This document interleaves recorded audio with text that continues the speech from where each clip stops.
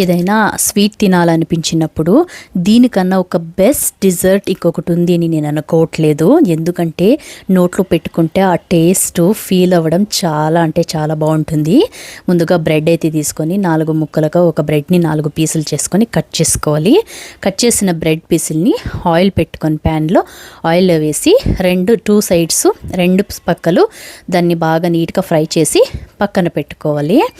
బాగా ఫ్రై అయిన తర్వాత అన్ని బ్రెడ్ పీసెస్ని ఇలాగే వేసుకొని ఫ్రై చేసి పక్కన పెట్టుకోవాలి. తర్వాత ఒక గిన్నె అయితే తీసుకొని అందులో పాలు వేసుకొని ఆ పాలని స్టవ్ వెలిగించి కాగడానికి పెట్టాలి. బాగా కాగిన తర్వాత ఒక బౌల్ అయితే తీసుకొని 2 స్పూన్లు కస్టర్డ్ పౌడర్ తీసుకొని కొద్దిగా వాటర్ వేసుకొని కలిపి పక్కన పెట్టుకోవాలి. ఈ పాలు అయితే పెట్టుకున్నాం కదా గిన్నెలో, బాగా బాయిల్ అవుతున్న పాల్లో కొద్దిగా చక్కెర వేసుకొని ఒక కప్పు చక్కెర వేసుకోవాలి. కొద్దిగా ఎలైచి పొడి వేసుకోవాలి.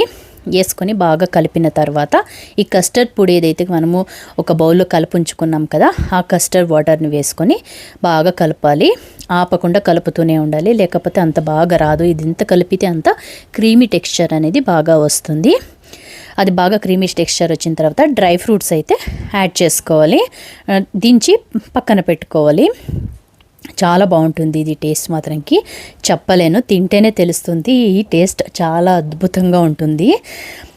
తర్వాత ఒక బౌల్ తీసుకొని మనము చేసి పెట్టుకున్న ఈ కస్టర్డ్ మిల్క్ అయితే పోసుకొని, కస్టర్డ్ పాలు పోసుకొని ఫ్రై చేసుకున్న బ్రెడ్ పీస్లంతా వేసుకొని తిరగా దానిపైన ఈ కస్టర్డ్ పాలు అయితే ఏది చేసుకున్నామో దాన్ని వేసుకొని కవర్ ప్యాక్ చేసి ఫ్రిడ్జ్లో పెట్టాలి. ఫ్రిడ్జ్లో నుంచి బయటికి తీసి బౌల్లో సర్వ్ చేసుకొని తింటే చాలా అంటే చాలా బాగుంటుంది.